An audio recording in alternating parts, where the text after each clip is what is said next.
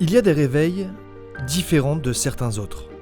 8 novembre 2020, l'heure est au grand départ pour 33 skippers engagés dans la 9e édition du Vendée Globe.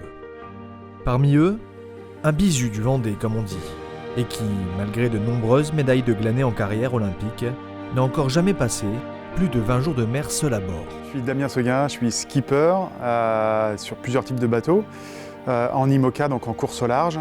Et puis à côté de ça, j'ai une carrière paralympique qui a été bien remplie avec 2 médailles d'or, une médaille d'argent et quelques titres de champion du monde au passage. Ouais, c'est le grand jour, là. Ça fait longtemps qu'on attend ce moment et on est des vrais privilégiés aujourd'hui de pouvoir avoir un soleil finalement qui se lève quasiment que pour nous dans le chenal des Sables d'Olonne. Non, ça a été un beau moment, chargé d'émotions mais un beau moment.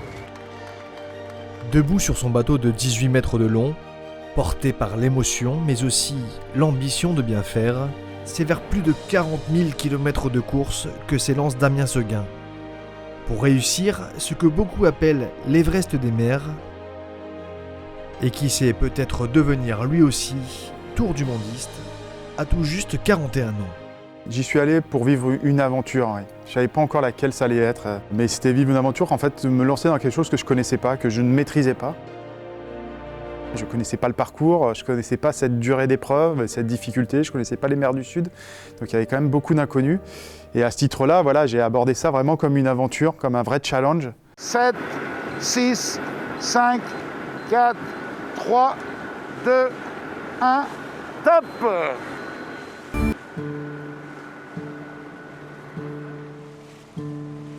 Les départs de course au large, quelles qu'elles soient, c'est toujours compliqué. Et on vous suit de très près.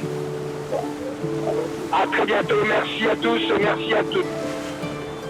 On quitte le monde des terriens pour devenir marin et ça se fait toujours un petit peu dans la douleur parce que cette rupture elle est assez nette et franche. Ça se fait en quelques heures, voire quelques minutes au moment du départ où vraiment on devient un solitaire et on doit le devenir le plus vite possible pour pouvoir réussir ce challenge. À vous toutes et tous, amis skippers, au nom de la SEM organisatrice du Vendée Globe, je vous souhaite très sincèrement un beau et un bon tour du monde et au plaisir de vous retrouver. Bon vent! Il faut combattre un petit peu le mal de mer forcément qui arrive les premiers jours parce qu'on a un rythme qui est complètement différent. Trouver un rythme de sommeil, de nourriture, etc. Donc tout ça, ça met quand même quelques jours à se mettre en place. Le challenge, c'était forcément de réussir à faire cette transition le plus rapidement possible pour passer en mode compétition et course, qui est quand même la base de cette compétition. Ça reste une aventure, mais c'est avant tout une course autour du monde, quoi. Les voiles hissées haut, les 27 hommes et 6 femmes en lice mettent cap au sud. Et même si le départ se déroule parfaitement pour Damien Seguin, les premiers imprévus et les premiers problèmes de bord arrivent pour d'autres skippers devant faire, eux, preuve d'imagination. En fait, je suis venu pour faire mon check habituel de la zone avant. Et en venant, voilà. Donc là, je suis en train d'éponger. Et en fait, c'est la vanne là-bas. J'ai réussi qu'avec cassé, je sais pas pourquoi, je sais pas comment. J'étais en tête de la flotte 24 heures après le départ. Et en fait, le moment le plus compliqué, ça a été la fin de la première semaine. Parce que tu commences à rentrer un peu dans une routine à bord du bateau, tu commences à être calé au niveau des rythmes de sommeil. Et puis d'un coup, tu te rends compte qu'il te manque des choses. Et en tout cas, c'est toute la rupture avec ce que tu as l'habitude de vivre quand tu es à terre, quoi. Et il faut un petit peu de temps pour s'y faire, parce que d'habitude, les transatlantiques, ça dure 12-13 jours. Là, quand tu es arrivé au bout d'une semaine, il te reste pas grand-chose à faire pour être à l'arrivée. Là, non, il restait tout à faire, en fait, pour pouvoir boucler la boucle. Donc, se projeter dans cette durée, c'est ce qui a été le plus compliqué. Ouais.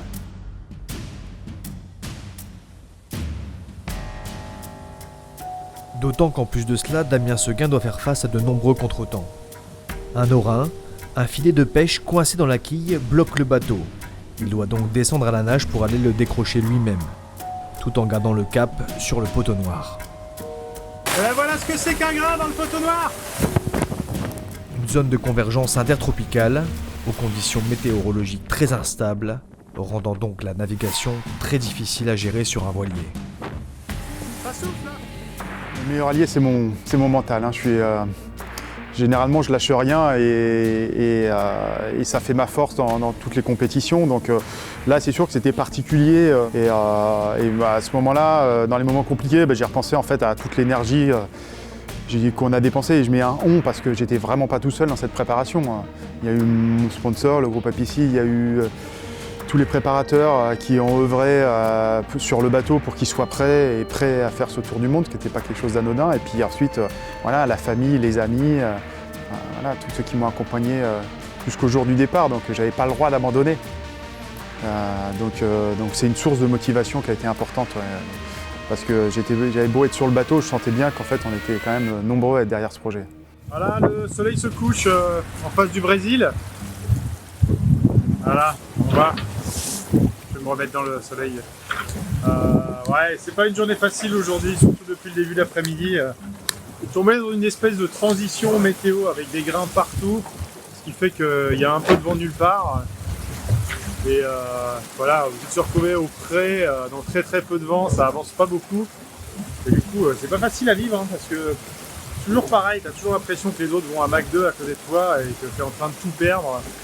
L'espace de quelques heures, ce qui n'est pas le cas évidemment, mais voilà. Moi j'aime pas ça la pétole, je sais pas s'il y en a vraiment qui aiment ça, mais voilà, en plus c'est fatigant parce qu'on ne peut pas se reposer dans ces moments-là. On ne peut pas se reposer parce qu'il faut sans cesse soit changer de voile, soit régler, vérifier le cap parce que ça part dans tous les sens avec les grains autour. Donc voilà, pas cool, j'espère que cette nuit ce sera un petit peu mieux quand même. Et le moment où il n'y a pas de vent, je pense que c'est le cas pour tout le monde, tous les marins, c'est les moments les plus difficiles parce que la fatigue aidant, on a l'impression qu'il n'y a rien qui va, que tout le monde vous double à droite à gauche. Et puis on a l'impression qu'on va rester planté là pendant des semaines et des semaines. Et donc c'est une vraie torture. C'est une vraie torture. Je l'ai vécu quelques fois sur ce Vendée Globe, mais il faut trouver les ressources pour passer un petit peu au-delà, quoi. Donc ça passe souvent par un appel à terre et puis quelqu'un, un proche, qui vous fait relativiser un petit peu les choses à ce moment-là, parce qu'on est pris tellement dans la compétition que quand on est à l'arrêt comme ça, c'est difficile à vivre. La pétole, un jargon purement maritime qui décrit une météo sans vent, face à laquelle la patience de marin est mise à rude épreuve. Qu'à cela ne tienne, le groupe Apicil, nom donné au bateau, porte sur son pont un marin au mental d'acier. Bien que privé d'une main gauche de naissance, Damien Seguin traverse ce ralentissement maritime avec confiance et trace maintenant sa route sur l'Atlantique Sud à la 12e position, filant avec le groupe de tête vers l'océan Indien. Un café, à mon avis, il n'y a pas de bistrot ouvert à cette heure-ci. Et voilà, nulle part, il y a ça. Et vers des mers qu'il n'est encore jamais atteint, pleines de surprises. Le calme avant la tempête et un océan Indien qui s'annonce des plus agités. L'entrée dans l'océan Indien, on a été cueillis par une grosse dépression. Et il y a tout qui s'est cumulé à ce moment-là. Il y a eu les conditions météorologiques qui étaient compliquées. Et puis la découverte du Grand Sud avec des conditions de mer que j'avais absolument pas l'habitude de manier, même dans les grosses dépressions d'Atlantique. Et c'est pour ça que c'est particulier, les mers du Sud. Et donc en l'espace de 48 heures, j'ai vécu le pire, quoi. Ça commence à bien grossir les vagues. Hein. Voilà, bienvenue dans le sud.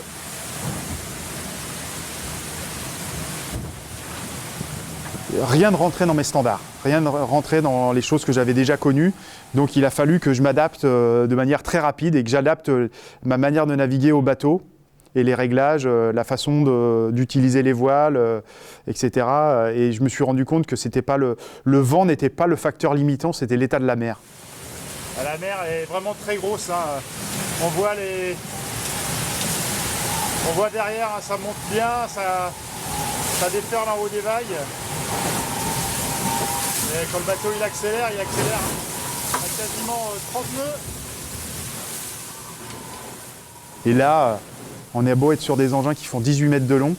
On est minuscule au milieu de vagues qui font 8-10 mètres avec des déferlantes. Voilà, on se sent tout petit et on se dit vraiment tout peut arriver dans ces conditions-là. Donc on n'est pas mort de trouille parce que moi j'ai toujours considéré que la peur c'était un sentiment qui était très inhibant. Donc, mais je dirais plutôt qu'on est on est hyper vigilant pour pas commettre l'erreur parce que là elle peut être fatale quoi. Elle peut être fatale pour le bateau, elle peut être fatale pour le challenge qu'on s'est lancé à ce moment-là. Et donc voilà, il faut être sur ses gardes et il faut avoir les bons réflexes. Mais en même temps, c'est dans ces conditions compliquées qu'à chaque fois, je me suis révélé être plutôt bon. Et ça a été quelque chose qui m'a vraiment rassuré, quoi.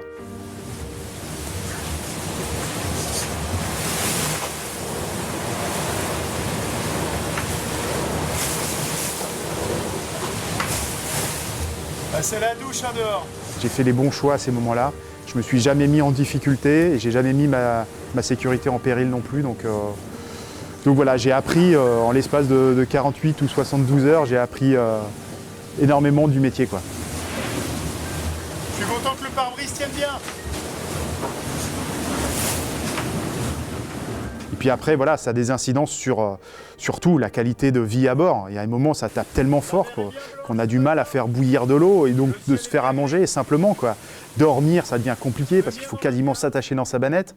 Donc voilà, tout devient compliqué. Mais en même temps, il faut continuer à être en mode course. Il faut continuer à se nourrir. Il faut trouver les moyens de dormir.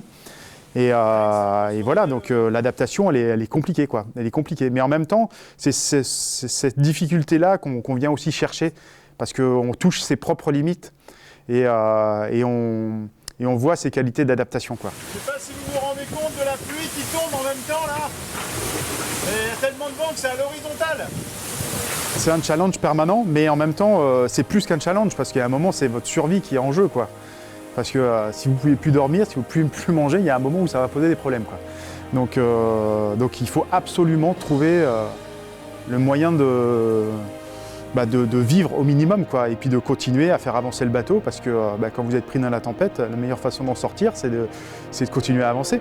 Donc voilà, il faut se faire violence à des moments, il faut trouver les ressources, même les plus insoupçonnées, et puis continuer, quoi, tout simplement. Je prends un petit peu soin de moi parce qu'effectivement, sinon c'est pas tellement vivable.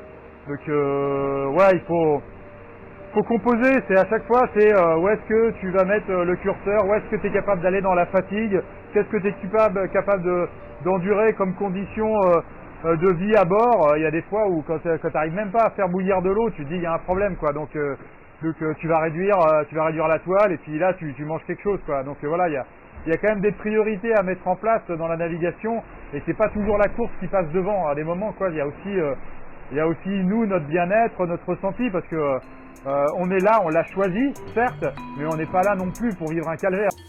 En 6e position, loin de toute terre, dans l'océan Indien, où les éléments sont maîtres de votre destinée, et où Damien Seguin doit faire face à des problèmes électriques et de pilotage automatique à bord, le Vendée Globe semble lui faire connaître une autre facette de sa course. Une facette plus discrète, réservée aux seuls sudistes arrivés jusque-là, et qui aide les skippers présents à cet endroit à dépasser encore un peu plus leurs limites. Il y a un moment, quand vous êtes au milieu de nulle part, la meilleure façon déjà de pouvoir abandonner, il faut déjà rejoindre la terre, quoi. Déjà, je parlais même pas de continuer la course. Déjà, rejoindre la terre, c'était compliqué. Donc, faut trouver donc, du coup les moyens sur le moment de réparer et de pouvoir continuer à faire avancer le bateau.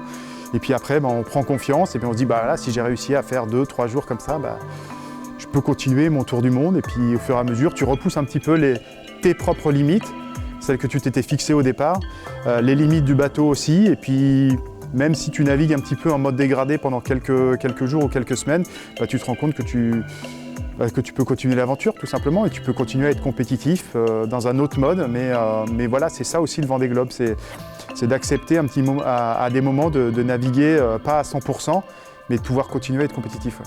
Bonjour à tous, voilà, à bord de Groupe Apicil. On a deux choses à fêter aujourd'hui. Premièrement, on a dépassé la mi-course, ça c'est génial. Ça veut dire qu'à partir de maintenant, tous les milles que je fais me ramènent vers la maison, vers les Sables d'Olonne. Donc ça c'est cool.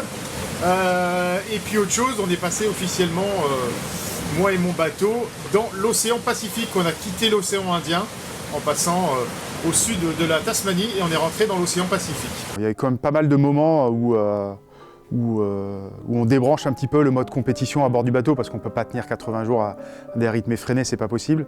Donc on prend le temps, on dézoome la cartographie déjà à bord du bateau et on se rend compte un peu qu'on est au milieu de nulle part. On va voir un petit peu les îles qu'on ne connaît pas, donc on fait de la géographie, donc c'est sympa. Et puis après il y a ces moments de communion qui sont simples avec le bateau et avec la nature autour. Voilà, j'ai découvert les albatros dans le Grand Sud. J'ai eu cette rencontre avec un couple de baleines qui a été un moment magique.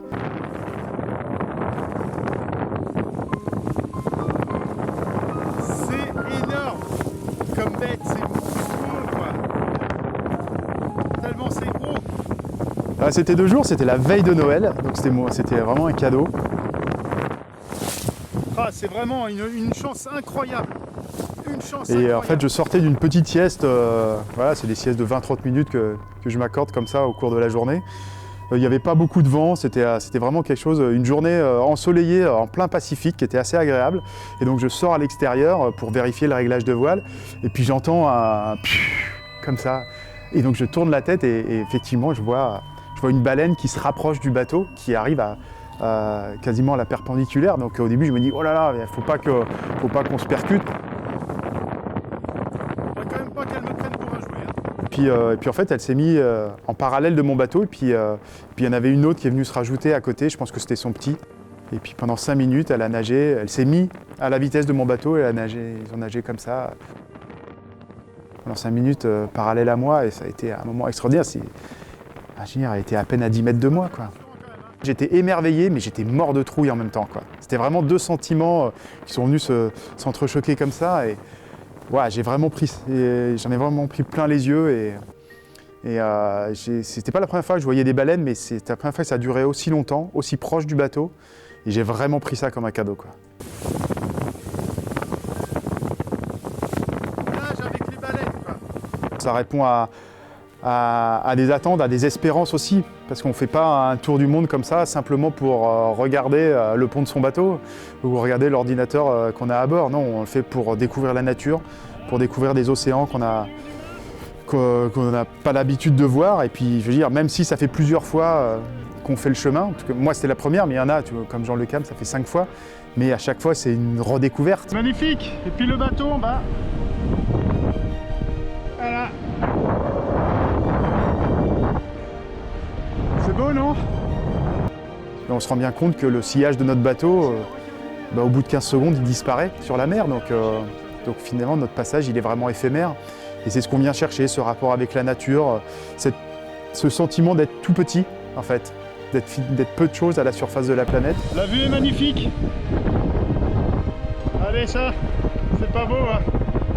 C'est top. Allez, il va être temps de redescendre parce que quand même il fait un petit peu frais là-haut.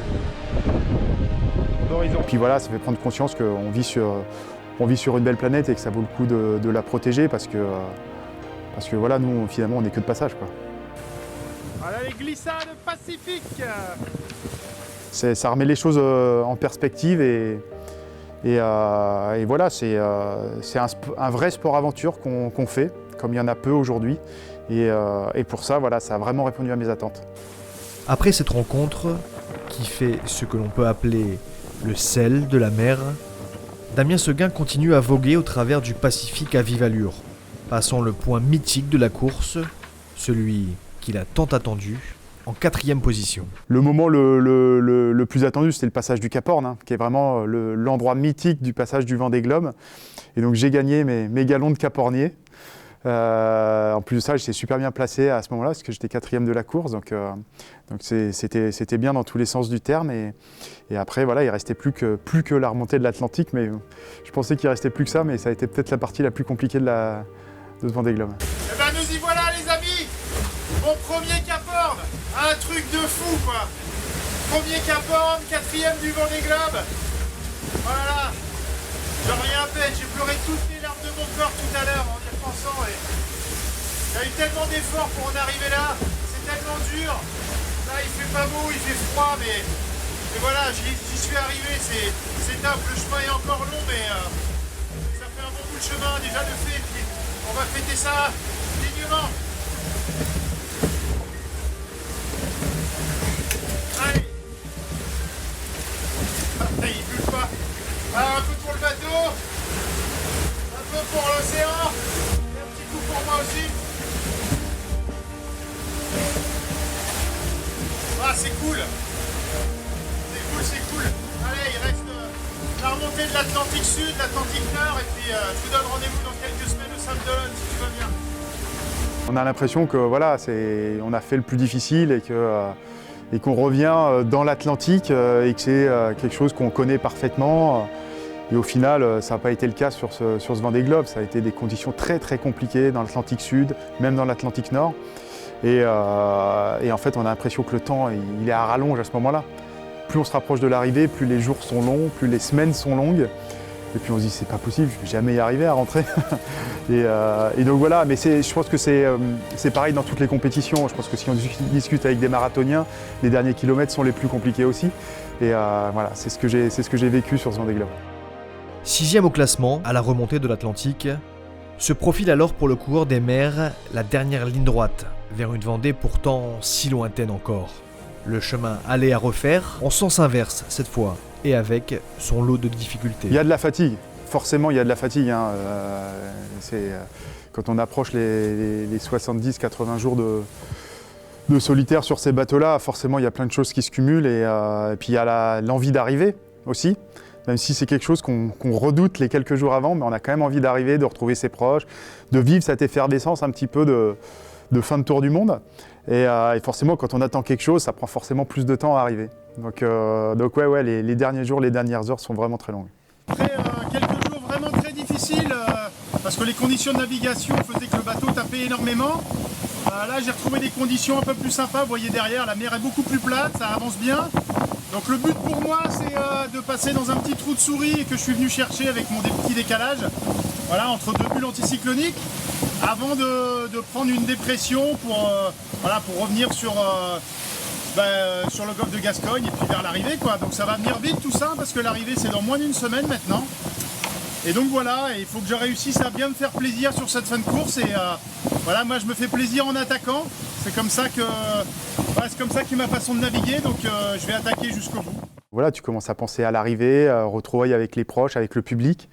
Et voilà, tu commences à changer un petit peu de mode, quoi. Et tu commences à avoir de l'impatience, forcément. Et puis cette impatience, au final, elle se transforme au fur et à mesure, jusqu'à te dire, bah non, j'ai pas envie d'arriver, quoi. C'est presque ça.